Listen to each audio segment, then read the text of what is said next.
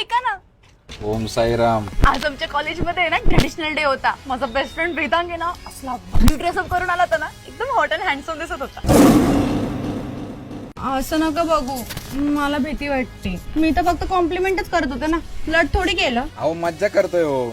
अरे बापरे, साक्षू कसली क्यूट दिसती या स्टोरी मध्ये. कोण साक्षू? अहो थांबा जरा. हा साक्षू, कसला क्यूट फोटो टाकलाय तू, लय गोड दिसतीस तू. हा भेटू की. हा चल ठेवू का. माती आग. हो काय आलं. मी तुमच्या सोबत असताना तुम्ही दुसऱ्या मुलीला क्यूट कसं काय बोलले? मी तर फक्त कॉम्प्लिमेंट दिली. फ्लर्ट कुठे केलं तेव्हा. कोणतरी जळतंय वाटतं.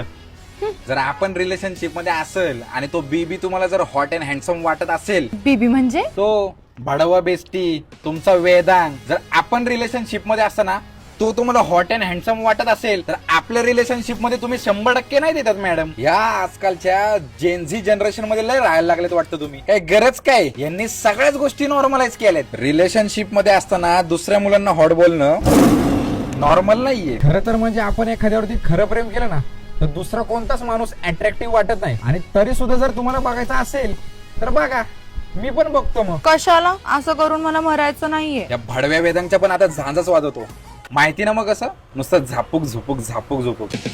हॅलो